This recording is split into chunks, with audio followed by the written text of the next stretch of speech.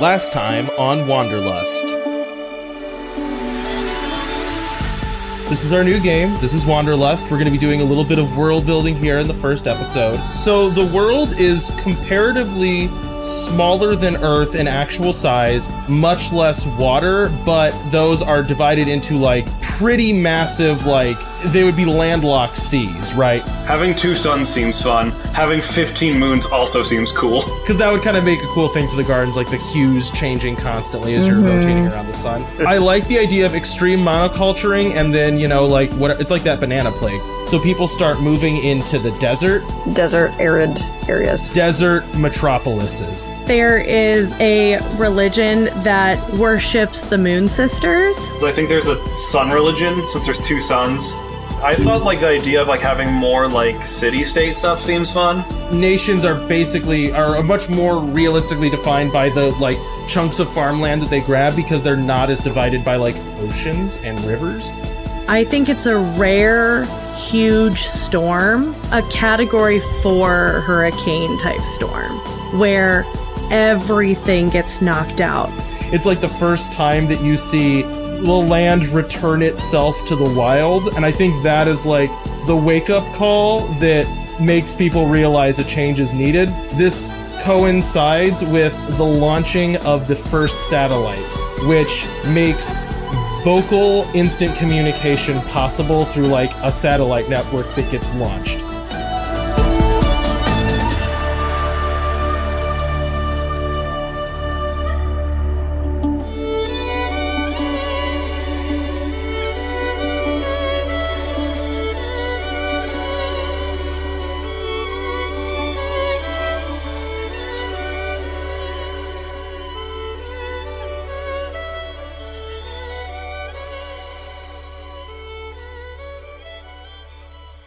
To start this episode off, I kind of want to go backwards, because y'all sent me a lot of stuff to add to the world instead of moving forward with the next eras of the world. You guys just kind of kept sending me stuff that you also wanted to be there, so I'm going to try to summarize some of that, and then if I miss anything, feel free to chime in. Everyone cool with that? I feel like that meme where it's just like, Cody's like, you guys are sending me a lot of stuff. I'm like, you guys are sending in stuff? Zach, you sent stuff. You did that. What did I send? Do you want me to screenshot you the messages? A little bit? Just tell me where to find them. Well, I'm not going to. Just summarize it. I'm sure you'll recognize it as he's talking. The first thing that I want to highlight is kind of the cultural structure of these new cities that were created way out in the desert. So we had talked about throughout history, when society reached a point where it might have been seafaring and discovering new undiscovered lands that it didn't know about before, there wasn't enough of a technological gap or as much of a need for arable land that like colonies didn't really happen in the same way they did within our history. When people started crossing the oceans, since one, they were smaller, that probably happened sooner, and they, I think, are comparatively more stable, although more inconsistent throughout a day. Crossing them is way more feasible. So societies would have been in communication longer. All of this is to say that this is a civilization where there was not massive empires like 300 years in the past like we have in our world. But that is to say, though, that there are disparate groups of people that had unique cultures and then also unique ethnicities.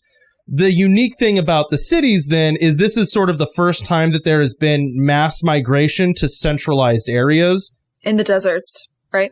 In the deserts. Not really because, you know, there were probably people that lived out in the deserts, but specifically, this is the first time that a large, like, range of ethnicities has all concentrated in one area.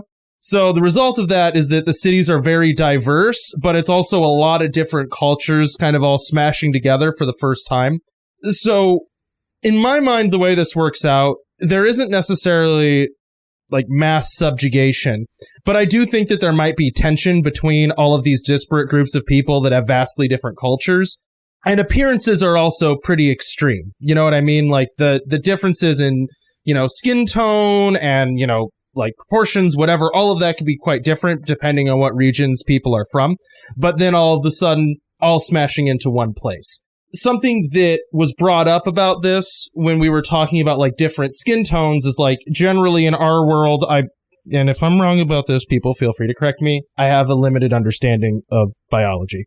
Generally, like fairer skin evolved as like an adaptation to like vitamin D deficiencies. Like we didn't have enough sunlight wherever, like people were that developed fairer skin because they were further from the sun for chunks of the year. So developed fair skin to, whatever. That was like the reason that skin tones varied. So I think that would still be the case on our planet. There are chunks of the world that are that are further from the sun year round. So those people would probably be fairer, whereas people that live closer to the equator might have darker skin. On top of that, we talked about there not being a lot of mountain ranges going east to west, right? So naturally, it's far easier to, and this is a point that Mandy brought up, it's a lot easier to explore east to west than it is north to south, because when you move east to west, generally the climate stays about the same. Whereas if you move north to south, you start getting into vastly different climates, right? So I think that there's not a lot of north to south running mountain ranges for whatever reason, but there are a lot of east to west ones that would landlock in bands around the ocean. So the oceans are landlocked, but going north gets really hard because that's where things start getting mountainous. So if there were groups of humanity living past mountain ranges, they would have been extremely isolated due to those mountain ranges and would again develop vastly different cultures. All of this is to say that a note from all of you in the off time was we want the cities to be fairly diverse and for there to be like a wide range of appearing humans, which I like. I like the idea of these being very cultural, diverse places. My note is I kind of like the idea that this is the first time a lot of those cultures are having to coexist, which means that people are having to learn to live with each other, which is exciting, but can also cause tension, so it's people kind of learning to get past that and coexist with different people, which is a cool thing. And then the last thing, Zach, you actually brought this up, is another reason people might have different skin tones is for camouflage. And I brought that up to one of my friends that's into biology. And a point that she made was, well, the reason why we never developed camouflage as part of our, pigmentation is that there was nothing that hunted us, and we did not hunt things by sneaking up on them and stabbing them. We hunted things by stabbing them and then chasing them until they died of their own accord. Yeah, humans are pretty metal, We're the only long-distance runners. The reason humans are the shape that they are is because they can run for 30 miles, which no other animal can do. They just die. So I think that in order for us to make sense, we would still be the same shape because we've always, we chased down prey for some part of our history. But if there were predators that did specifically target humans, then that would be a reason why people might develop an appearance that would match the environment. So my suggestion is there's giant predatory birds. That's the only thing that makes sense to me. Also, because I don't want air travel to be easy, I think big old predatory birds still exist. Especially, I think, high in the mountains and in the deserts. I really like the idea of just giant old predatory birds. Are they birds or are they bird-like things? Well, we kind of said that things were more reptilian, so imagine a mix between a pterodactyl and a bird. Okay. That's what I was getting at, if it's more leathery and less feathery. I would say it's more scaly and less feathery, but still feathery for sure. Okay. And, that could also be something we talked about, how animals could be the same animal, but in different regions might look a lot different because as they migrate, they might shed or gain plumage. So I think in this case, birds might shed or gain plumage depending on where they are. So the desert ones might be pretty sparse on the feathering. But if you go north into the mountains, all of a sudden they're these big poofy things. But when I say big birds, I mean bigger than human birds that still do attack humans on occasion. It's something you have to be aware of. Like size of a small plane or like a 747? Not size of a 747, but easily the size of a Cessna or bigger. Okay. So big old birds. So not just big and Skyward. Is it Skyward Sword where you have the birds that you ride? Yes. Yeah, I mean, that size-ish could easily kill a human. Oh, no, I don't doubt that it could kill a human, but it's not the size of a Cessna. I would say those are about the size of a Cessna. How big are... Maybe. Bigger okay. Anyway. I don't spend a lot of time around giant birds or Cessnas, so... But yeah, we were talking about the the tones, the skin tones being like greens and blues. Yes. As well as browns. So, and that would, like, greens and blues might develop in an area if, like, your environment is greenish, and it would be beneficial, like a lizard is green because it blends in with leaves. Humans would do that if they were blending in with the environment, and that would only happen in the case of there being predators that might go after them. So then that would have to be the reason, right? If there's a reason for this to develop, that would be one of them. Or what color are the suns then? Since we have the two suns and they make different colors then. Well, that you know, I don't have a solid answer for that in my mind. I'm kind of gonna let other people, if they want to chime in on what color they think the suns are.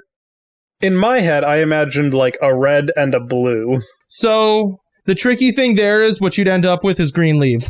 Because the reason that we have green leaves right now is because of red and blue, I believe. Makes green? No. Red and yellow. Red and yellow make green. Yeah. And our sun's yellow. Wow, y'all. It's blue and yellow make green. Blue and yellow. Sorry. Blue and yellow make green. And I believe the reason that leaves are green is because they are meant to absorb yellow and blue light. But that's also not how light works. With light, red and green mixed to make yellow. Okay, so my suggestion is we don't actually know what color the suns are. One, you shouldn't be looking at the suns. Two, there's two of them, so they're very bright. And three, we are not actually in space at the moment. Like, at the very end of Era 1, we talked about just now launching off, like, a satellite. So we don't know. I think, like, maybe sometimes, yeah, one of them looks more blue and the other looks more red. And, like, it kind of changes a little bit. But generally, nobody's sitting there staring at the sun. I kind of like the idea of there being a time of the year where the color palette is cooler and a time of the year where it's more reddish. I think that's more what I was getting at. Not necessarily like it had to be blue, like, you like know. blazing blue marbles. Right, but it's more just like... Yeah.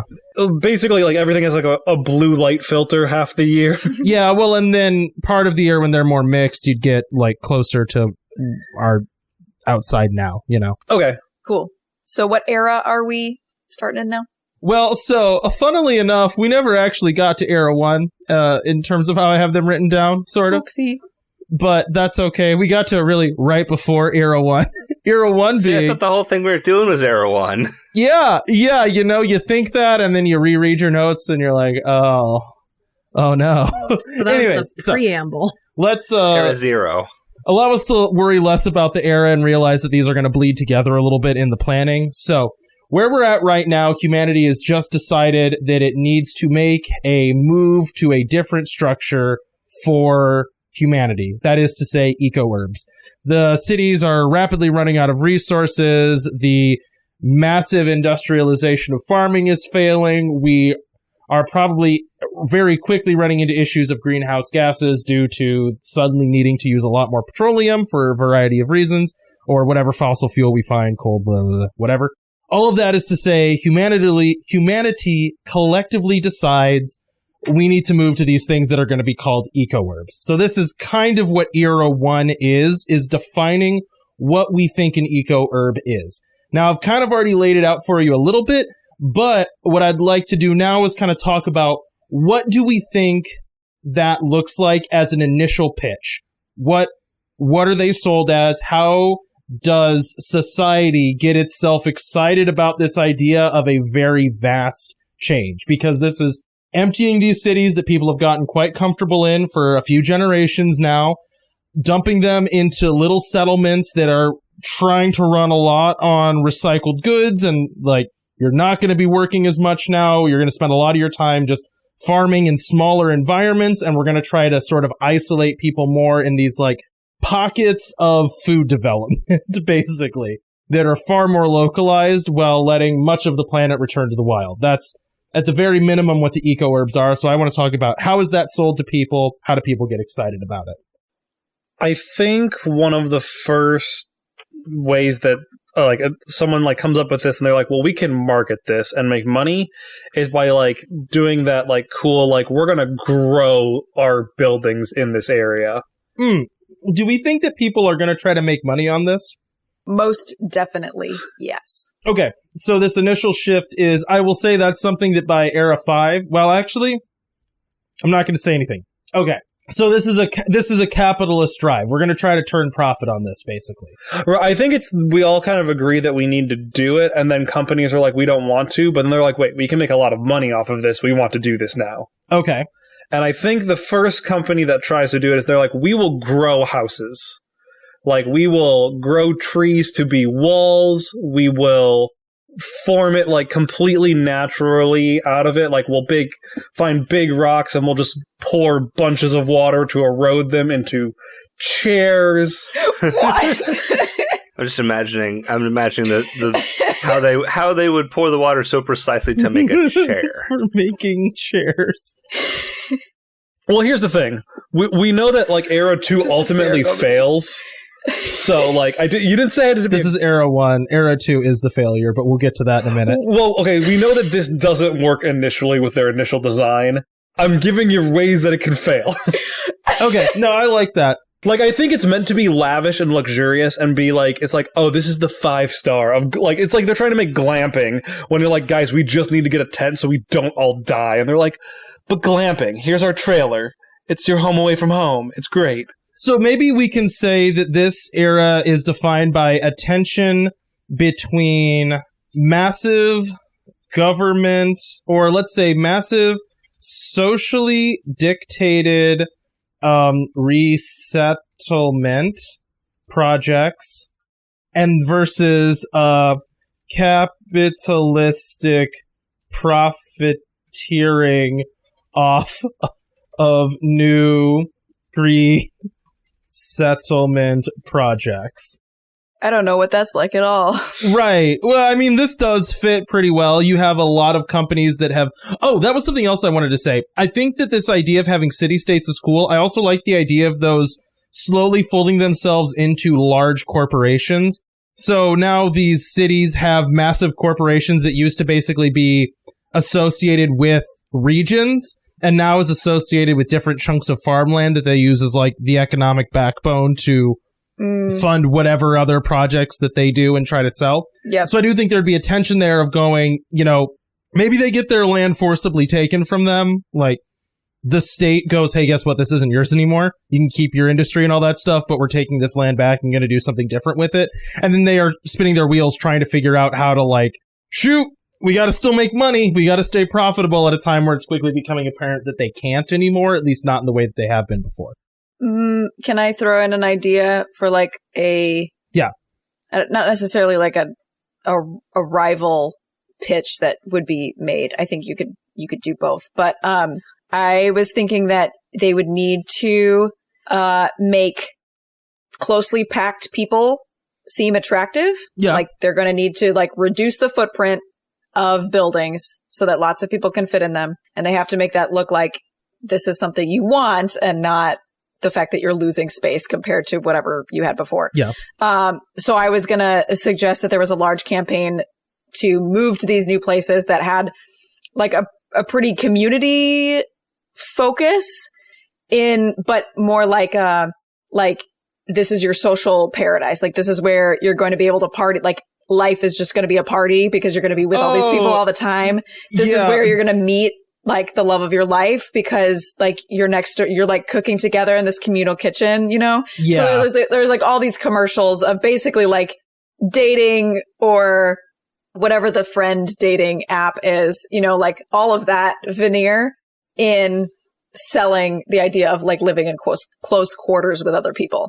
I like this idea, like to stack onto that. I think that's like the drive for young people. Yes. And then for age ranges expanding, you get something more akin to, hey, childcare is going to be really easy when we have the elder-run daycare center where old people can hang out with 3-year-olds because they both need someone to talk to, you know? You're off busy growing in the gardens, but don't worry, your kids can hang out with Mima and Papa over here. So that's kind of the marketing that they use to, and I think that's kind of becomes the garden of the Eco Urb, is this thing that has a certain amount of, I don't know what the right way to put it. It's a holistic view of social living, is, I think, definitely baked into that from the beginning. So I like that that's the model. Yeah, the socially motivated part of that is holistic living in a comfortable place. And then, the remainder of this product-driven thing is trying to figure out how to make these things profitable and sellable, which, as Zach illustrated, could be done in hilariously bad ways. I mean, companies do that all the time in real life with hilariously stupid ideas. No, it's considering we need to set something up to fail here, I think that's a fantastic way to do it. All right, anyone else want to add some stuff here? As we're moving forward, I think the other thing that's happening, as long as no one else has anything else, is that I think each city-state is kind of developing their own slightly different one. Okay. I imagine this stage was it's like the world agrees we all need to do it, and then it ends up being like the Paris Climate Accord, where it's like, we all need to make Eco Urbs, and then it's like, every city-state, you do your own thing. Yeah. Here's and it's a little bit more strict, here's what you have, they come up with a list of things you have to accomplish, but each one is just kind of okay, we'll accomplish this on our own, we don't need you still. We'll play by the rules, but we don't need your help. I think what I'm going to say, too, is technologically competitive. Because, on the one hand, I see what you're getting at, but I also think that would be an essential part of an Eco Urb, is that wherever it's built, it kind of has to function in that region. So, at some point, that means taking into account regionally specific things. If you're further from a body of water, if it's hotter, if it's colder, whatever, what crops are going to grow well here, all of those things are going to be very specific to the area. But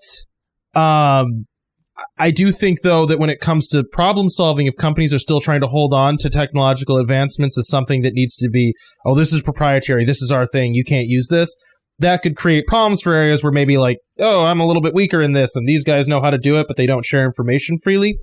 I think that would, I think that sets up a potential problem that we could use later. Yeah, that was kind of my thought, where it's not necessarily that everyone has to build the exact same thing, but if I'm really good at hydroelectric water or power plants and I'm not sharing how to make the best ones. Yeah.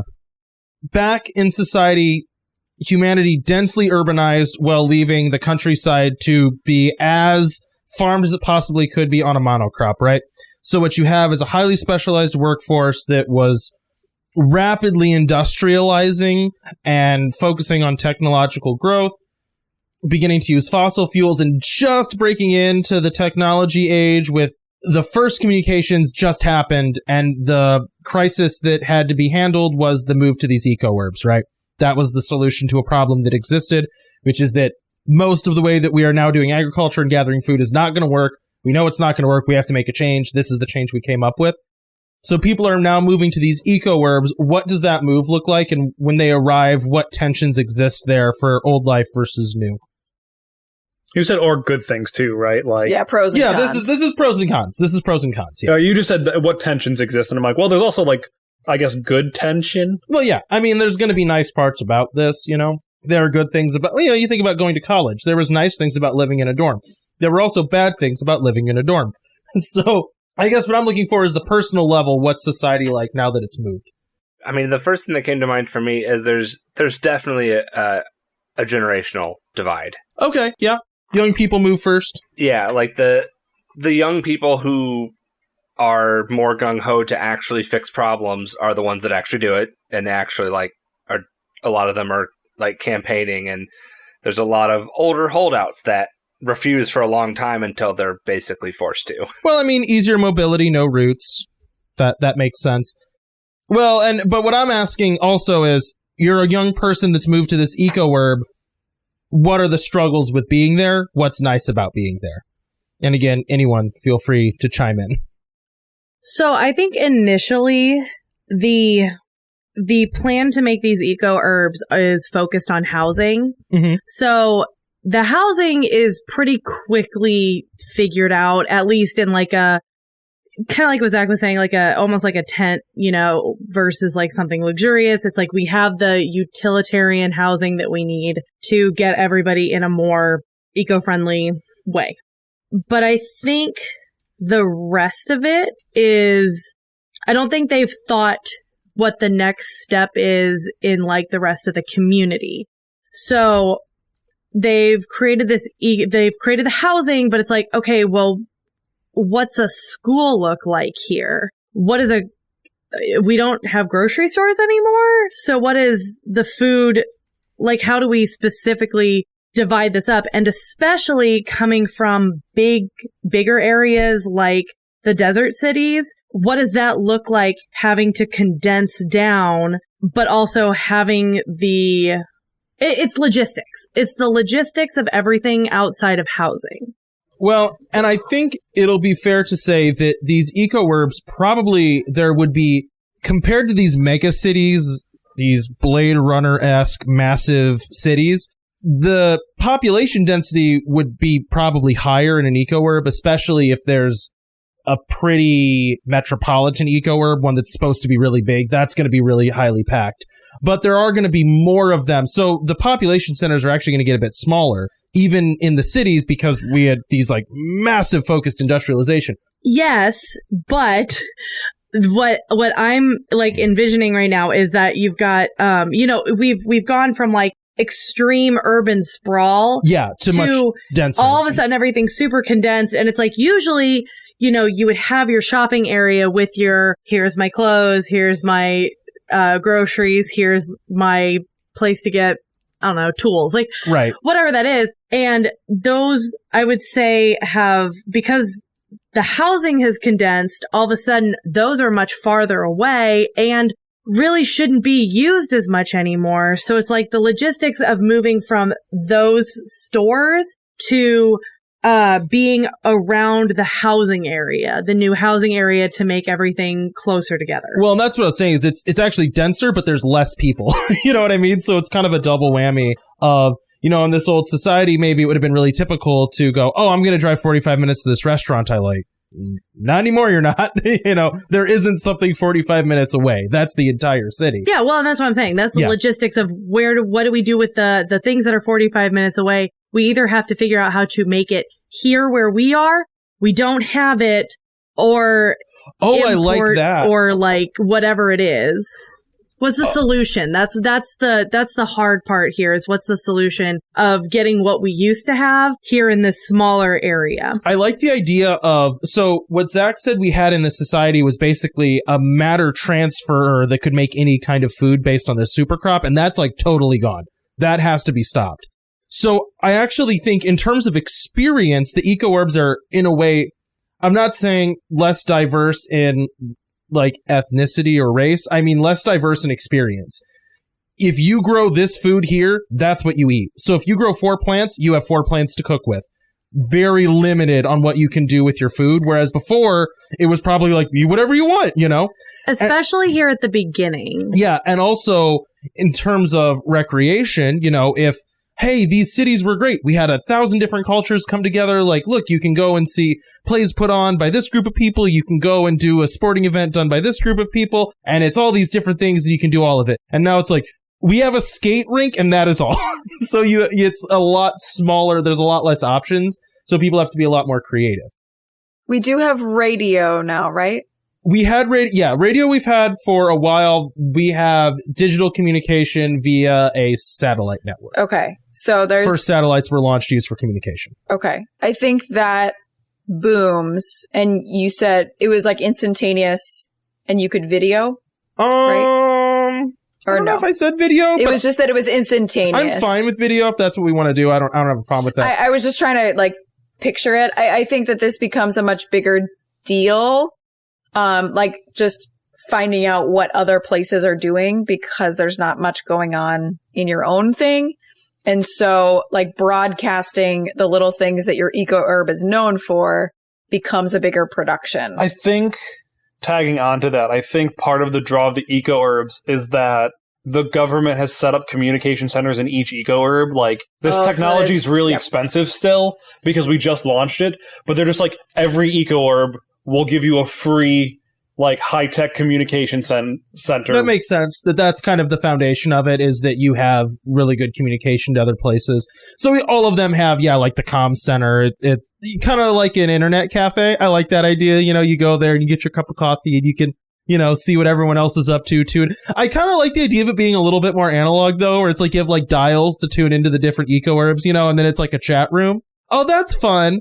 Yeah. Like chat rooms being rooms that you go into that are physical rooms where you have like headset, microphone, and a knob, like clink, clink, clink, clink, clink. Hey, calling in from, very Stranger Things. I like that. That's a cute idea. That's very fun. So if you're okay with this, I think also I think food is like less diverse and also more diverse. Like it's like you have 4 plans, but you're saying people have to be more creative. I think there's like a culinary explosion of sorts because I think before like everyone just ate like transmuted goo. Well, and I think that maybe that let me spin on that a little bit, that you are going to be eating a less diverse range of foods than you could if you could just make anything. But now cooking kind of matters more again. And that skill of developing cooking even in a community starts to matter a lot more. So if you're pretty good at cooking, you're a rock star. You might become like, and it might be like, hey, you want to just kind of make dinner for all of us, so. Right. Well, and what I was thinking is like before, like with the technology they had, like cooking just like wasn't really done. Yeah, you wouldn't need to. Well, you could get different ingredients to get different flavors. And now it's like, you've got a potato. What are you have to figure out what to do with your potato. Yeah. How do you make this 5,000 different ways? Yeah. Well, and before we had like a monoculture of food. So it wasn't even like we had a bunch of different ingredients. It's like we just... No, you said that you had a food changerer though, that you could make food from. Right. But I mean like... Which is why they did a monoculture of food. Right. But now it's like you actually have to deal with like what food actually tastes like. And now they're like finding out banana doesn't taste like the candy. Yeah. Right. Yeah. They're like, oh, we have bananas. And they're like, this doesn't taste like a banana at all. So culinary creativity becomes a more interesting skill. Mandy, what's up? I want to build on something I mentioned earlier in like a good thing that's happening is, so I said before that like they don't know what schools are in this environment. So I think teaching becomes a lot more hands-on. It's a lot of like, there's kind of like this very small group of people who are doing like outdoor classes. And I think like in today, like 2022, that's like a thing. And I think that is something that happens here is there's like outdoor classes. There's a lot of emphasis on like, okay, we have these animals and someone needs to take care of them. Guess what, kids? Here's how you do that. Yeah. We've got bees. Who wants to learn how to take care of bees today? And so we end up creating a foundation of like taking care of yourself and taking care of the land with the youths. I also think to stack on top of that, a nature of moving into these eco urbs is that people should have more free time. They have to take care of the gardens, and there is less need for massive industrial work. Even as companies are trying to make these things profitable and make products that they can sell and kind of perpetuate that in these pseudo green ways that Zach brought up, I think people do find themselves with more free time to invest in the community. So it becomes possible to do something like, hey, I want to teach while also maintaining the garden and make that kind of the same thing. I think that becomes possible as, people move to these settlements. My other thought was and this is like a pro and a con, is that like sports become a much bigger deal.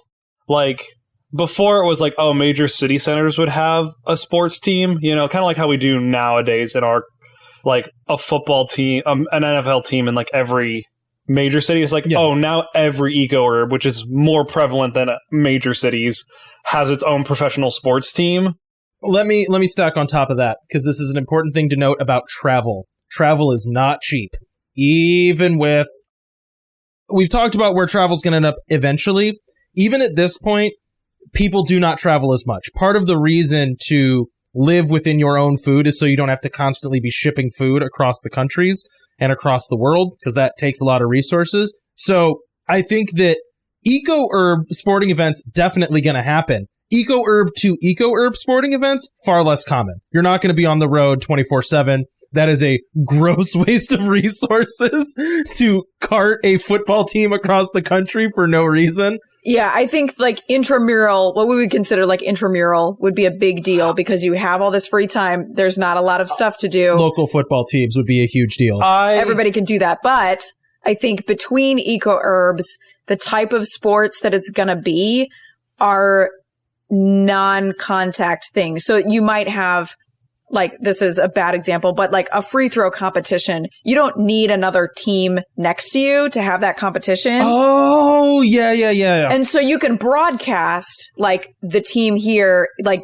did this many times, like competitively, or like track type of stuff where you don't need somebody next to you. Yeah. But it's like you would set up a thing broadcast wise with another Eco Urb where you're both doing the same challenge. I like that. But separately.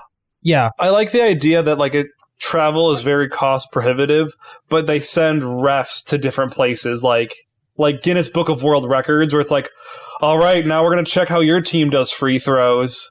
Like, and it's like an official judge goes around and he's like, all right, I'm doing like the Midwest division, and like they're just constantly on the road, and like everyone's kind of like willing to chip in a little bit for this like stupid cost of transporting this one dude around. Because it gives legitimacy to your team. Right. I like the idea of it being a yearly changing obstacle course. So it's like a team-based obstacle course where, you know, we build the course like this. Here are the exact specifications. This is where you put the platforms. This is where you put whatever obstacles there are. Mm-hmm. And then your team can consist of 7 people. And maybe, you know, each Eco Urb, you know, you might have a bunch of teams that can run this course. And you're allowed these 10 items. You know, you can have, you know, a rope and a ball and a piece of iron this big and something, you know, like these 10 items that you can use to try to get through this course. And so then it's like about teamwork, figuring out how to get through it together, about, you know, physical ability, being able to get through the course physically is taxing and maybe requires a certain amount of endurance or strength. And strategizing across the season. And, you know, so then every year it changes. Yeah, and strategizing about like, you know, we just have to get up there. Mm-hmm. And it's crazy. How do we do that, you know? And it gets more and more extravagant each year as they go, oh, hey, you know, we could build this little thing to add in, you know. But that way it's ever evolving. The game changes every year, but there are teams that have like learned to work really well together. But then, yeah, it's like a leaderboard that's like, you know, love this. Whatever. Eco Urb B7 did it in 15 seconds. Like, right. How? You know? And then it's like watching speedrunners where they like, you know, throw the rope up in the air and then run and jump off a cliff, and it somehow gets enough momentum to swing their like one player who weighs 60 pounds up to the top platform and he broke both of his arms or something like that, you know? I also like the idea it becomes this like weirdly secretive sport where it's just like the really good teams where it's just like they'll let you see part of it, but then they like have like barriers so you can't see their like secret technique. Well, I mean, it wouldn't even, you know, your Eco Urb would be like proud of your team, and the other Eco Urbs would just get the number, like 45 seconds. Like, how? Well, unless someone talked about it, though. Yeah, but I think that would be, you know, you have to describe what somebody else's physical ability is verbally to somebody else in an Eco Urb. So, like, yeah, people can have sort of an idea or speculate, but it's not going to be the same as, like, watching them in person. I'm trying to instill flaws into these things. Oh, no, that is a flaw. It's just, like, a hilarious flaw, like, thinking of people trying to describe this. Or yeah, like, it's like telephone, you know. Yeah, this is what he said he did, or this is what he said he saw, you know. Did you ever do Odyssey of the Mind? Yes. No. That's what this reminds me of. Yeah, very much so. Yeah, the way that, like, it's the same puzzle for everybody, but you have to figure out your own way to do it. Yeah. I also like how you said they get more extravagant every year. I think, like, originally they start out as this, like, very, like, low resource thing. Sure. Yeah, right. And as like, it's like completely like, oh, it's like, this is like leftover scraps that everyone should have, or like that most people have. Yeah. And by the end, it's like, no, you're spending, or as it goes on, it's like, you're spending a lot of resources on this thing to the society's detriment. Well, and it doesn't have to be to the society's detriment long term. You know, this could exist as, you know, we know that we have these pieces that everyone has, these like recycled things that we can use every year, but it's creative ways of implementing those bits, you know? Moving away from the sports, I think one other thing I just want to touch on lightly, because I'm sure we can expand upon this, especially in our own individual Eco Urb. I think because this is like the initial, there is somebody that is put in charge of each Eco Urb. Whatever the highest government is in the city-state that they're in, somebody is instilled as the person in charge, at the very least, just to help get it organized. Now, this is where I say we can define ours more closely, but I think some of them are like, hey, here's like your top 3 vote between these. Some of them are just instilled, like, no, this is your person because they have government experience. But so I feel like at least one person. Oh, and then I'm sure in some places there's like, they were like, here's your 3 people. Actually, let's just put all 3 of them in charge.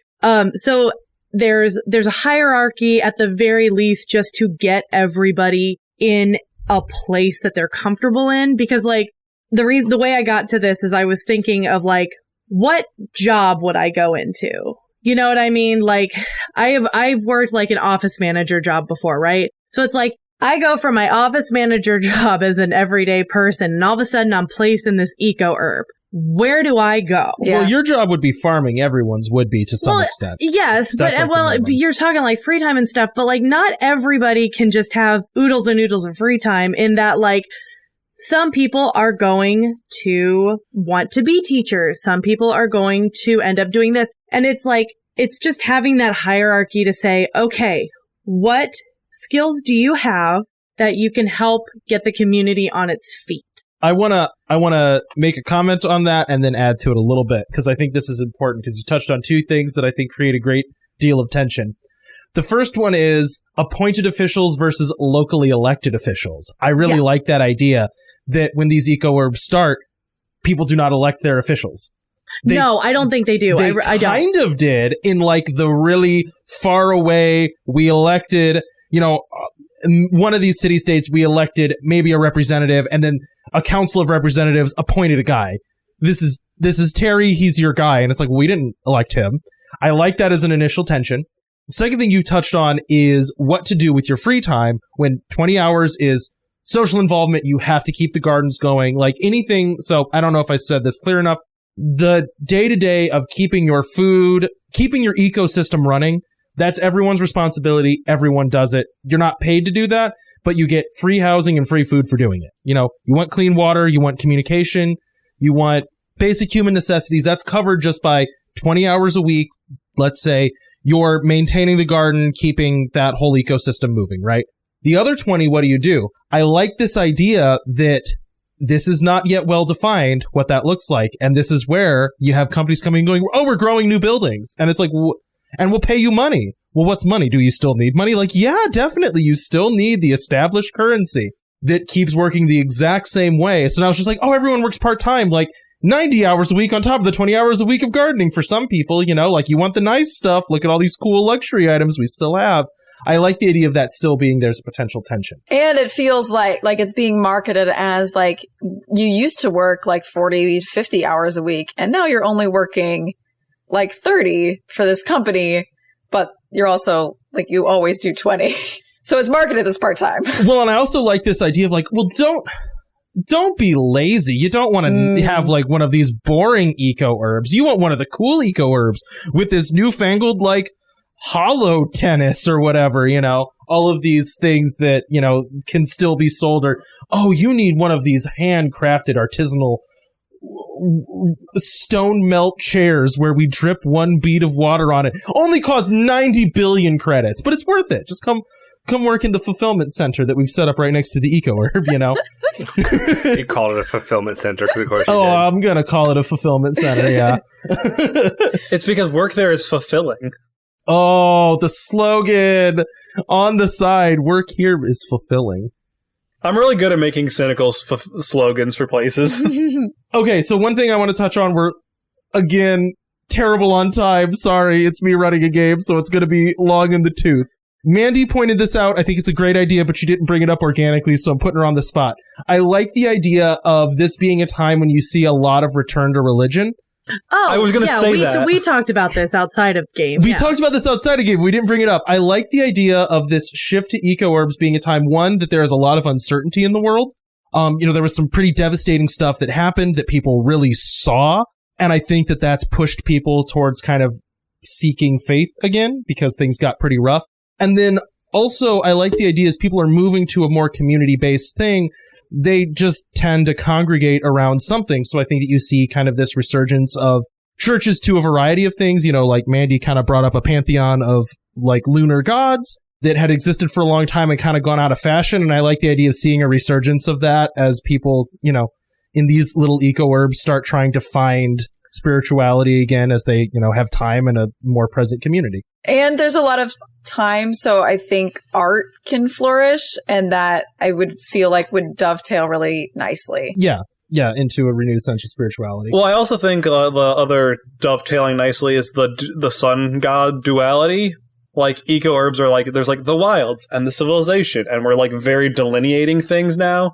Or I think that's a interesting thing that would resurge in well, and cool I think ways. It'll be fascinating too, because these won't be, this is downstream of a time when all of these faiths were forced to mix a lot.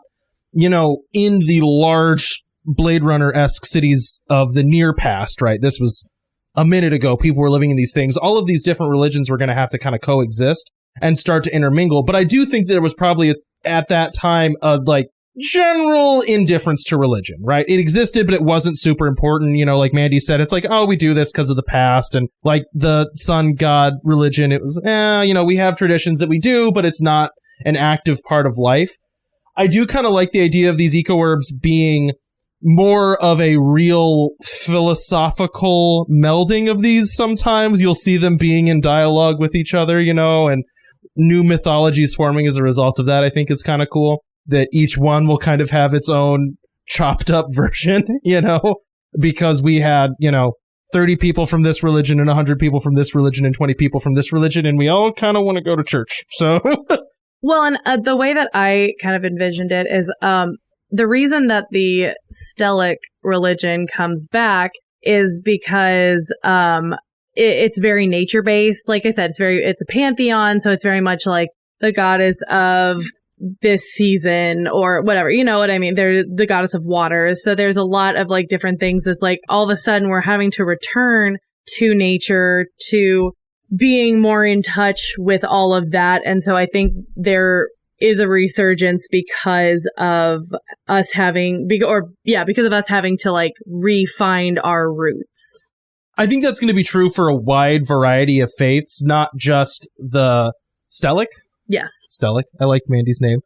Like Zach kind of brought up a way that the suns could interact with the Eco Urbs, but I think that happens throughout history with a variety of faiths where, something will change in the world and then you kind of have to backflip your faith into being about that. So I think that you'll see those adaptations happening with a variety of faiths, and I'm not going to take the time to define them all. But what it means is, when we're making characters and stuff, if people want to define their own, they're allowed to. I think Mandy already has for her character. I have. All right, so we're going to call this generally the end of... This is Era 1. Sorry, everybody. The end of Era 1. So, we're almost out of time, but I want to brainstorm something, which is what goes wrong with this? Why does this initial move fail? What's up, Mandy? I know what I want because I've been thinking about this. So I think one of the things that initially goes wrong is I want to sorry, hold up real quick, just a specification here. And because you've told me some of your ideas and I want to make sure you're talking about the right one. This is internal, not external. This is not an event. This is something within society causes these to fail. Yes. Sorry, go ahead. No, I know. We've talked about both, so I just want to make sure you knew which one I'm talking about. A couple different ones, but no, this is a societal culture reason that it fails. I think that there are a lot of people who think that Eco Urbs are too claustrophobic. There's even though it's technically less people, you personally have less space. I think there are people out there who own 10 acres of land and they do not want to give that up. And so there is probably a minority, but it kind of depends on where you are in, how close you were to a city or a suburb. But generally it's a minority of people who absolutely refuse to move. They are like, we are going to stick this out. They're probably people who were already doing like hobby gardening, but they're like, we just want to be out on our own. And that is still appealing to enough people and they're loud about it. Because we know minority opinions can be very loud. That is one of them. Can I stack an idea on top of this? I guess so. I am picturing an advertisement for make an eco herb in your own backyard, and you see this barren desert You know, it's just nothing. And then this beautiful patch of land right behind a single family dwelling with water fountains and, you know, a bunch of food growing. And it's a product that is sold to people way out in like these desert burbs of like, you can just turn your backyard into an eco herb. It's fine. You just hook up a water pipe. We'll give you all the water you need. It's totally fine. That'll work for everybody. And it becomes a thing that, yeah, like you say, a certain number of people, if you've got like, there's 4 of you in your family, you got 4 acres. Yeah, just make your backyard an eco herb. It's fine. You don't got to move. You can keep living near the city and all the cool stuff. And, you know, you got your own area. You don't want to move to one of those eco herbs where you're crammed in with a bunch of people. That sucks. Yeah, that's definitely a way that some company is trying to make. Yeah, I like that that's a product. Yes. That mindset is a product. And I think it's the type of thing where, like, city-state intervention has kind of been like, hey, you got to move. Like, we're not supporting this area anymore, basically, like with facilities for living. And people are like, yep, got it. Bye. And then companies come in and are like, well, you know, we've been developing all this technology. Like, you could be on the cutting edge of doing this in your backyard, as you said. Yeah. And especially if you have a career that allows that, you know, then, yes. Yeah, just keep working for us. You know, you can stay right where you're at. You grow your own food. It's really reliable, no problems, you know, and you want to do it yourself anyways. Yeah. And it could be the type of thing where they prototype eco herb technology with these people. Yeah. Oh, definitely. You know, and so it becomes really profitable for these companies to have a minority that's living separately. Right. Almost like the they become trial like run. guinea pigs. Yeah. Right. And so they can play both sides of like, oh, you know, those crazies out there, like eco herbs are where it's at. But then at the same time being like marketing to the people out there because they're benefiting from having people separately working out some kinks and having people in a dense area working out kinks. Mm-hmm. Well, and that also works too as, you know, they're developing a product that only they can sell. They've worked out this system. They figured it out. Now they'll sell it to an eco herb for a bunch of money. You know, oh, you want this? Okay, you got to provide, you know, 90 hours of labor for us.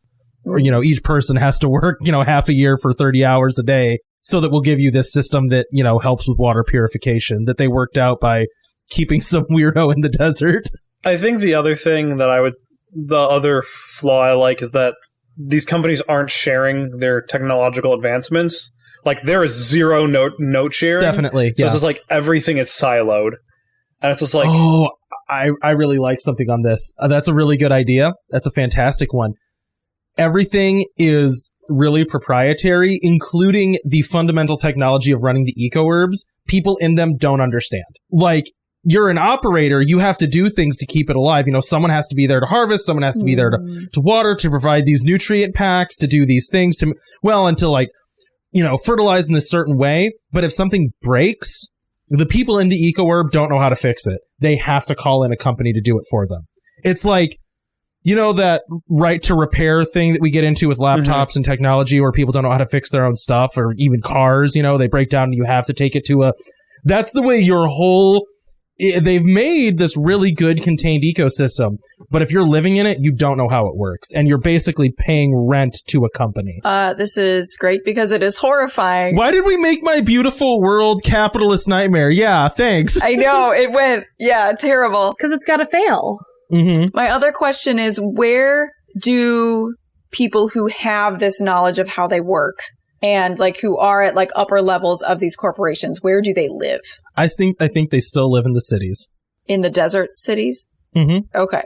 I think they would be the last people to give those up. These like big giant monuments to their... So they're like a ghost town, but like higher level people still Yeah. Okay.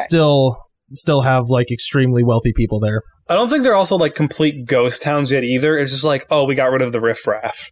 A lot of it. And young people, undesirables, yeah. Right, where it's like, it's not just like the hyper wealthy, it's like all these like company men kind of thing. Yeah, because they would still need their workforce. Right, they still have their workforce, so it's just like, the city is, you know, like 100th the size, where they're like, well, now it's all the good people that we wanted here anyway. But I think they're feeling some tension too of like, you don't have the workforce that you used to keep things running there. Yeah. So... I think the people that are there are telling themselves, like, they do have objectively the most knowledge about how things work, but things aren't as smooth as they were used to before because they've caused this exodus to both eco herbs and Well, I don't want to call it prepper, but like homesteaders. Yeah, homesteaders. I like that. Well, the problem was they didn't really believe in Eco Urbs. They were just trying to make a buck off of the world ending, and I'm like, well, that's a problem. Feels close to home at this point. That feels all pretty terrible. Yeah, I think that my last little note here is the moment when you could tell it started failing was when majority of young people stopped moving to Eco Urbs when they got done with whatever, like I kind of said that there was like an assumption of like patrolling the borderlands of, farmland. And, maybe that was still true that, post-education, post-whatever, civil service you have to do if that exists in this world, young people stop moving to Eco Urbs because it gets so bad there for, you have to work 20 hours a week in your Eco Urb. Yeah, and then the rest of the time is yours. But your Eco Urb decided to buy into like Quest Dynamics' new closed-loop hydroponic fish solution. And now you owe us 900 hours of work. So it's like if you move to these Eco Urbs, you're basically buying into debt. Like you move in and it's like, you owe 9 million hours of work because you used our solution. Welcome to the Eco Urb. It's so nice. Quest Dynamics sounds so much like a real company that would sell. Yeah, right. I nailed that, right? No, I had a second where I was like, isn't that a real company? It's not. There's something that's close. If it is, I'm sorry, Quest Dynamics. I wasn't talking about you. That was just There's Quest Diagnostics. They're a lab. Engineering names are so generic, it's really easy to make them up. Just like it's just smashing Quest Diagnostics and Boston Dynamics. What it is any noun and then any like adjective that sounds techie. You know what I mean? Like you could do like Summit Solutions, noun and an adjective that sounds, or was that I don't know. You know what I mean? Anyways, Summit Solutions is also really good. It's generic noun with generic tech noun. Yeah. Or corporate buzzword. Yeah. Anyways, so I think I'll say that is kind of, we're at the beginning / middle of era 2 here with people stop moving to these Eco Urbs because companies have started abusing them so rigidly with basically like forced labor subscriptions for green solutions. Man, you look like you want to say something. I was going to say there's also probably some tension, like you said before, but this would be an issue between the people in charge and the people who have moved there. Oh, yeah. And then the elected officials are still being elected at the town centers that are now predominantly like company men, like Zach said. So you're electing people who are elected from the big, what's it called? Blade Runner cities who they get bussed out here to be like, yeah, we definitely need to buy into this solution. Oh, no. That's actually really good. Yeah, that's horrible. I love it. Oh, there's got to be in like most of the contracts, like the mayor is not required to pay. Like, I think it's very transparent. Like, it's not like even like. Well, the mayor would have to do his 20 hours working in the garden just like everyone else. And then he's like, well, now I got to do mayor stuff. And then everyone else is going to, work in the fulfillment center, and he's like, I'm doing mayor things. Right, I think like in the contract where it's just like mayoral duties are allowed, like count towards your 900 hours of work. But yeah, I really like this. I want to say, everybody, great job coming up with nightmares. Next week is going to be fun. Next week is what do we do to fix this? That'll be a fun one. Fix this. No. That's not air quotes fix this. This is next week should be legitimately, this is a version of Eco Urbs that is society has fixed its problems. And then, so that's third era. Fourth era is an external thing happens. So not humanity. This is an external threat. And then fifth era is where we're starting the game. So that's our roadmap moving forward. So anyways, thank you guys. This was fun. Does anyone else want to add anything onto the end? Enjoy our nightmare, everybody. Yeah, you're horrible. All of you. We'll be back with the dream next week. Man, we really did just, Cody's like, make a nice toy. And then Cody's like, we need to break it. And we're just like, okay, here's a hammer. And Cody's like, wait, maybe not so hard. It's pretty bad. Y'all really, yeah, the synergy with all of your ideas really comes together to something horrifying. At a certain point, like, I think this says more about me than it does about your world, where it's like, maybe I have a few things I need to work on. Well, it's funny because, it's like, the first part of it, I'm like, some of you guys are saying some things that kind of like don't work together. This one, I'm like, every single thing you guys said, it was like, that fits perfectly right in here to be horrible.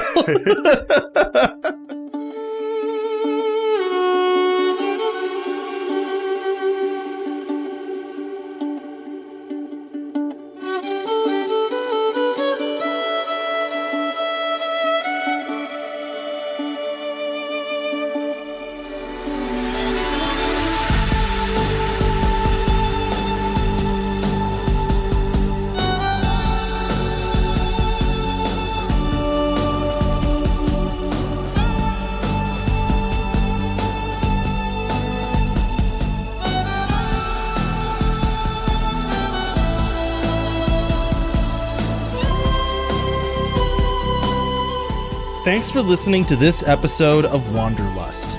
Music for this show is credited down below. If you like this campaign, you can find more of our shows at the Wandering Gamer website or on Podbean. You can also find us on Twitter, Instagram, Facebook, YouTube, and Twitch. Links in the description. Now bear in mind, in the wilds, some wander to get lost, and some wander to find themselves.